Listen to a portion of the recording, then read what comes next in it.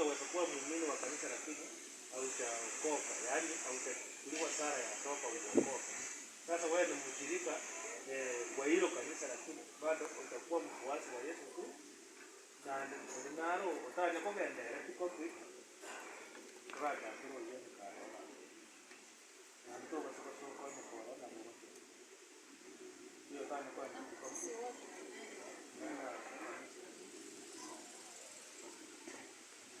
Asante sana.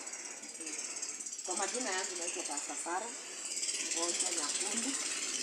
Nimeokoka na mpenda kwa Yesu. Na mimi natoka katika kanisa la Redeemed Gospel Church. Hapo ndipo nafanya huduma yangu.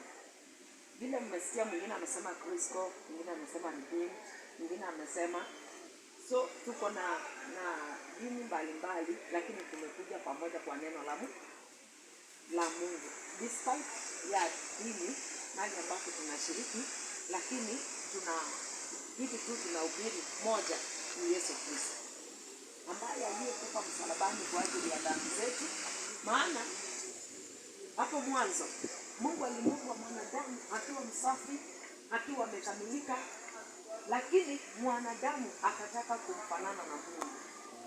Alipotaka kumfanana na Mungu, akaona ya kwamba hataweza kutii zile sheria za Mungu ambazo Mungu aliweka. Aliweka sheria akasema ya kwamba mtatii.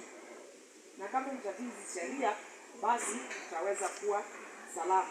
Lakini kwa sababu ya kutotii, mababa zetu ambao wanaitwa Adamu pamoja na Hawa, tunaelewa historia hizo kwa sababu zote tumesema tunaenda kanisani. So tunaelewa ya kwamba hawa mababa zetu hawakutii neno la Mungu. Walipoambiwa ya kwamba matunda yote ya mti wa shamba ya Edeni mtakula, lakini tunda lililo katikati ya mti hamtafanya nini? Hamtakula. So kwa sababu ya kutotii huko, mwanadamu akataka tu kujilinganisha pamoja na Mungu. Kwa kuwa shetani alimdanganya akamwambia ya kwamba mnafikiria Mungu kwa nini amewaambia msikule lile tunda? Ni kwa sababu anajua mkila mtamfanana. Sasa ule ujanja wa shetani ukaingia ndani ya mwanadamu, na mwanadamu akasema, kumbe hii ndio Mungu alikuwa amenificha. Nikikula nitamfanana. Wacha nijaribu. Nikule ndio nifanane na yeye. Nisiwe niwe kama yeye, chochote ambacho nafikiria ni kama yeye. So because alikuwa anataka ajilinganishe na kujitofanisha na Mungu, mwanadamu akahasi. Na mwanadamu alipoasi, sasa kukawa kwamba tumeanguka katika dhambi. Na kule kuanguka katika dhambi, tukafikiria kwamba tunaweza kujiosha dhambi zetu kupitia kwa kuegerera. So kuegerera na ki hata mwaku kuegerera kama nene. Kwa sababu Mungu alikuwa ameka. Yaani self righteousness.